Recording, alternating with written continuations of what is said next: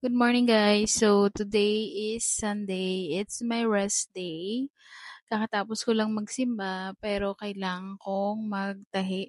Kasi bumili ako ng tela na nagkakahalagang 6,000 pesos. So, kailangan ko yung mabawi at kailangan kong kumita. Kaya magtatahi ako.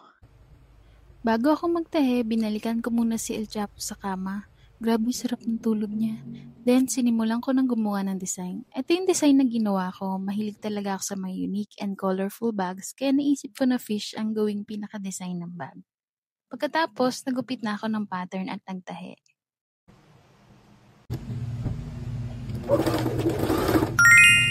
Then, I decided to take a break and eat outside.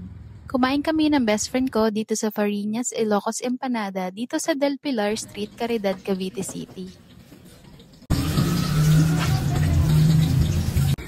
Nag-order na rin kami ng regular Mickey. Ang sarap ng empanada nila dito ah. Actually, nakadalong order nga kami.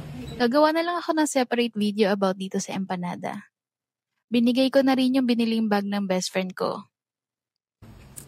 Then, pag uwi ko sa bahay, stiffener na lang yung nagawa ko.